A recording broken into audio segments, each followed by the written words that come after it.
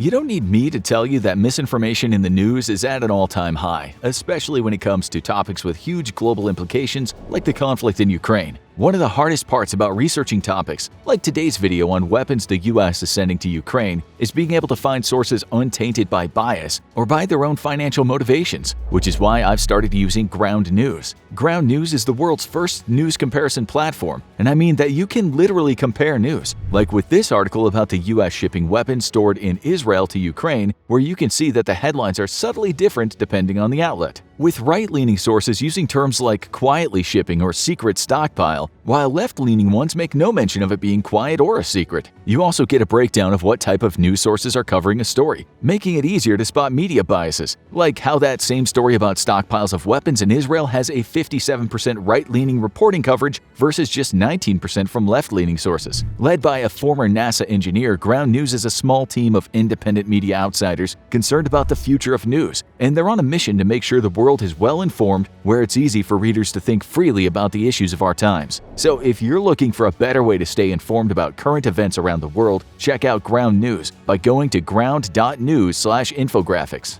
Since Russia invaded Ukraine back in February, the US has sent a literal mountain of lethal aid to the Ukrainian military. While support has largely gone to the Ukrainian army, the country's Air Force and Navy have also gotten a huge helping hand, totaling almost $20 billion as of November 2022. Let's take a look at some of the weapon systems the US has sent to Ukraine so far. The war has frequently proven that being part of a tank crew is the most dangerous job on the battlefield, and for a good reason. The US has sent tons of anti-tank weaponry to Ukraine, with thousands of armored vehicles flooding the Ukrainian countryside and little armor to face the Russians. The Ukrainian military needed a big helping hand to deal with them. One of the most famous anti-tank weapons is the Javelin. The Javelin anti-armor missile system has been a mainstay of US forces since the mid-1990s. Part of the reason it's so effective is due to its ability to be a fire-and-forget weapon while also attacking its target from the top down. Because it is fire and forget, the operator can quickly run away once the missile leaves the tube to avoid enemy counterfire. This is because the missile will continue tracking the target once it's locked onto it. The top-down attack feature allows the operator to attack the most vulnerable part of a tank, its top armor. Most tanks have their heaviest armor up front, followed by the sides, rear, and lastly the underbelly and top of the tank. Because the top is much weaker, a strong attack there will likely cause a catastrophic kill. A catastrophic kill is when the entire tank blows up and is completely destroyed rather than just being damaged, meaning enemy forces would be able to repair it later on. These attack platforms have proven themselves to be very effective, so the US military has sent over 8,500 of them to Ukraine. Now it's important to note that it's unclear if 8,500 means CLUs or disposable missile tubes. This is important because the brains of the Javelin is the Command Launch Unit or CLU. This attaches to a disposable missile tube that when combined makes the weapon system up. Regardless, Ukraine has gotten a ton of these.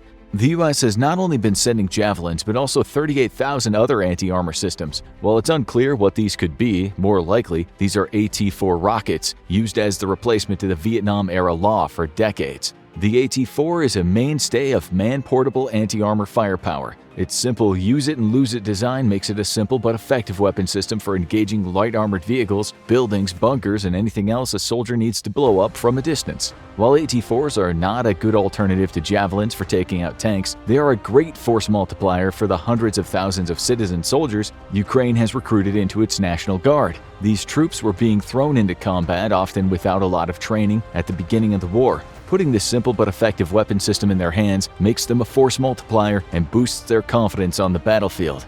Another great confidence booster has been the huge amount of artillery and artillery shells the US has sent over. After Ukraine repulsed the initial invasion and the Russians pivoted to eastern Ukraine, the war became a war of artillery. Numerous observers have noted that the Russian army blasts their artillery day and night without end. On the other hand, Ukrainian artillery has been literally outgunned by both number of guns and the amount of ammunition each one could fire. With Ukrainian troops suffering almost constant bombardment, the US decided to give them some tools to help even the playing field. As part of its comprehensive aid package, the US has sent 142 155mm guns and 36 105mm guns, along with over 1 million shells to feed them. The US sent more heavy artillery systems because the Ukrainians needed longer-range artillery. Since older Soviet artillery systems did not have the range of modern Russian equipment, the Russians could move outside the effective range of those systems and blast away at them. With heavy American artillery, Russian guns can no longer shoot away with impunity, since now they risk counterfire from a donated M777 howitzer.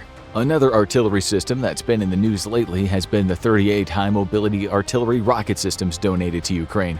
These systems, known as HIMARS for short, are revolutionary weapons. Link 16 is one of the most common data links that the U.S. military uses to send and receive encrypted data over a secure pathway. It's unbreakable and allows a free flow of communication without fear of being knocked out or intercepted. While mostly a Navy system, other branches have started using it, like the Marine Corps. This is important because the HIMARS was the first Link 16 capable mobile rocket system the U.S. ever built. This matters because Ukrainian defenders on the land, sea, or air who are uplink can send data to the firing units. Instead of a cumbersome patchwork of different networks and communication paths between other units or branches, Link 16 allows multiple units over a wide area to build a near-instantaneous fire control solution.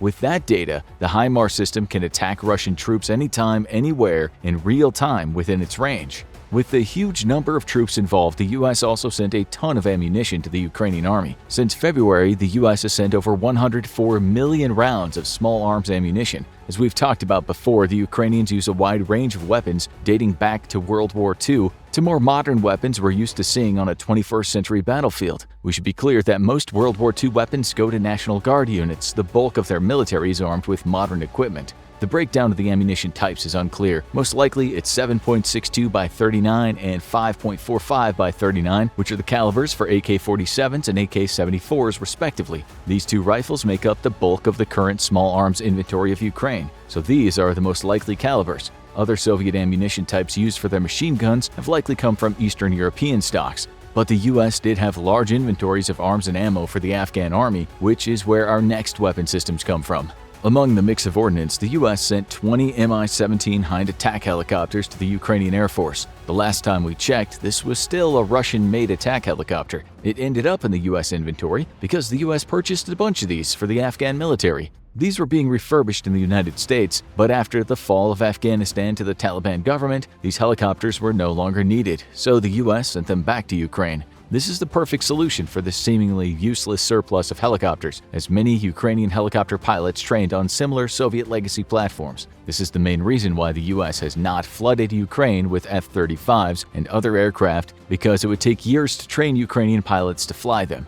Another interesting weapon the U.S. has sent includes 45 T-72B main battle tanks. While this has been a mainstay on the Ukrainian and Russian side, the U.S. has never fielded this legacy Soviet gear. And while you might think the U.S. brought some home from its two invasions of Iraq, you'd be mistaken. As part of a deal with Eastern European countries to empty their Soviet stocks and receive Western equipment, the Czech Republic donated its reserve tanks to Ukraine. However, these tanks had not been retrofitted with modern gun sights, night vision, or fire control computers. These upgrades and many more had to be done in the Netherlands before shipping them to Ukraine. In total, the Czechs donated 90 tanks to be refurbished, and the U.S. funded half the cost, which gives the figure of 45 T-72s. Ukrainian air defenses have also gotten a laundry list of early Christmas presents. Probably the most potent air defense system the U.S. has sent has been 8 National Advanced Surface-to-Air Missile Systems. NASAMS are arguably the world's most potent ballistic missile defense system. Due to their high cost, the U.S. only has a select few of these guarding the skies over Washington, D.C., and there's a reason why they cost so much. It doesn't matter how high, low, or fast a missile is, the NASAMS can shoot it down. U.S. Air Force testing proved it was the best anti-air defense system the service had ever operated. Gifting these to Ukraine has been a blessing since, during their first day in action, the NASAMS fired 10 missiles and brought down 10 Russian ballistic missiles. Another equally deadly but less sexy anti-air system is the good old-fashioned Stinger missile. This weapon system has resulted in Russian service members seeing their helicopters and aircraft knocked out of the sky at an alarming rate. In fact, Russia has lost so many aircraft that the fear of losing many more has rendered the Russian Air Force combat ineffective in Ukraine. This is because the U.S. has sent over 1,600 Stinger missiles. Because of this, any bush, building, or tree could turn one of Russia's prized fighter planes into scrap metal. The U.S. has not forgotten about the Ukrainian Navy. Arguably, the most shocking part about this war is the fact that Ukraine is beating the world's third-largest navy without a navy. After the Russians illegally annexed Crimea, they seized the bulk of the Ukrainian Navy. Once the invasion started, the remaining ships in the Mykolaiv region were scuttled by their crews to prevent their capture by the rapidly advancing Russian army.